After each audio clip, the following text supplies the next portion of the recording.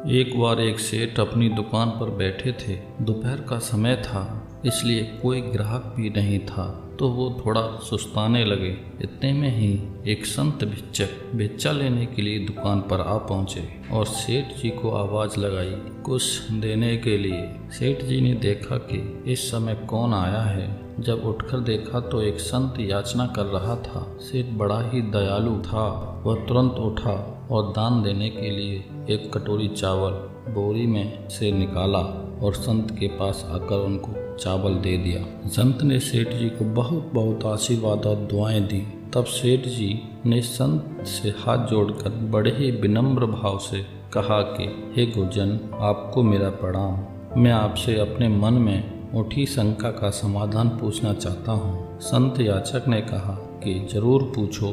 तब सेठ जी ने कहा कि लोग आपस में लड़ते क्यों हैं। संत ने सेठ जी के इतना पूछते ही शांत स्वभाव और वाणी में कहा कि सेठ, मैं तुम्हारे पास भिक्षा लेने के लिए आया हूँ। तुम्हारे इस प्रकार के मूर्खतापूर्वक सवालों के जवाब देने नहीं आया हूँ। इतना संत के मुख से सुनते ही सेठ जी को क्रोध आ गया और मन में सोचने लगे कि यह कैसा घमंडी और असभ्य संत है। यह तो बड़ा ही कृतज्ञ है।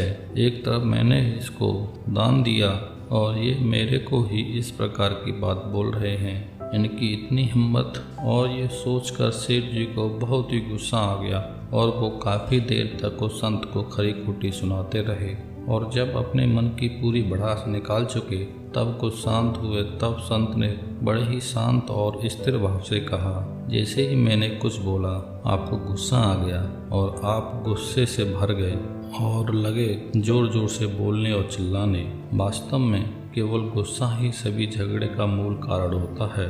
यह सभी लोग अपने गुस्से पर काबू रखना सीख जाएं तो दुनिया में झगड़े होंगे ही नहीं। धन्यवाद।